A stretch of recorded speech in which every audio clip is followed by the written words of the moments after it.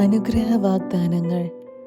Joel പ്രവാചകന്റെ പുസ്തകം 2-ാം അധ്യായം 28 മുതൽ 32 വരെയുള്ള വാക്യങ്ങൾ. അന്ന് ഇങ്ങനെ സംഭവിക്കും: എല്ലാവരുടെയും മേൽ എൻ്റെ ആത്മാവിനെ ഞാൻ വർഷിക്കും.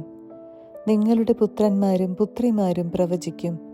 നിങ്ങളുടെ വൃദ്ധന്മാർ സ്വപ്നങ്ങൾ കാണും. യുവാക്കൾക്ക് ദർശനങ്ങളുണ്ടാവും. ആ നാളുകളിൽ എൻ്റെ ദാസന്മാരുടെയും ദാസിമാരുടെയും മേൽ എൻ്റെ ആത്മാവിനെ ഞാൻ വർഷിക്കും.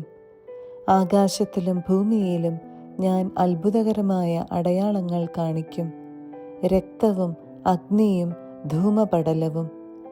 കർത്താവിൻ്റെ മഹത്തും ഭയാനകവുമായ ദിനം ആഗതമാകുന്നതിനു മുൻപ് സൂര്യൻ അന്ധകാരമായും ചന്ദ്രൻ രക്തമായും മാറും.